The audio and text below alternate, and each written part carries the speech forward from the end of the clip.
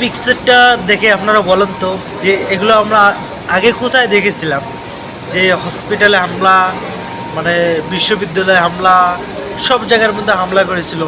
এই যে এগুলো আমরা আগে কোথায় দেখেছিলাম? আমরা এগুলো আগে দেখেছিলাম ফিলিস্তিনে বা গাজায়। সো এখন দেখেন আমরা এগুলো দেখতে পাচ্ছি কোথায়? ইসরায়েলে। সো আল্লাহ কিন্তু ধরে ধরে ধরে না, ধরলে ছাড়ে না। তার এই দেখেন কিছুদিন আগে যারা এগুলো নিজে করেছিল ফিলিস্তিন বা গাজার সাথে, এখন দেখেন এইগুলো তাদের সাথে ঘটে যাচ্ছে, ঠিক আছে? সো মানে ডাইরেক্ট তো এই হসপিটালে হামলা করে নাই, মানে হামলা করেছে আশেপাশে আশপাশে ওই হসপিটাল ছিল, মানে তার একটু প্রভাব ওখানে পড়েছিল, দেখেছেন ওখানে অনেক চতুর্দিকে দৌড়াদৌড়ি করতেছে। সো আমরা ইরানকে বলবো একদম মাটির সাথে মিশিয়ে দেওয়া হোক ইসরায়েলকে, ঠিক আছে? ইরান জিন্দাবাদ।